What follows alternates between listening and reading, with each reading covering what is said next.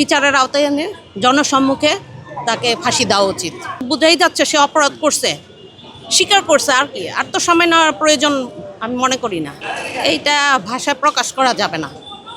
আমি তো ফেসবুকে দেখছি, দেখার পরে আমি এটার বলার কিছু নেই। এটা আমি চাই জনগণের সামনে তাকে প্রকাশ্যে ফাঁসি দেওয়া হোক, যাতে অন্য কেউ এগুলো আর করতে না পারে এই অপরাধটা। বিচারের আওতায় এনে জনসম্মুখে তাকে ফাঁসি দেওয়া উচিত। রামেশের সাথে যে ঘটনা ঘটেছে, আর কোনো বাংলাদেশে যেন এই ধরনের কোনো শিশুর সাথে না ঘটে, আপনি চান কিনা? অবশ্যই চাই। আমি একটা মেয়ে মানুষ হয়ে, আমি মা হয়ে অবশ্যই চাই যে এরকম ঘটনা যাতে আর না হয়। এইটা ভাষায় প্রকাশ করা যাবে না।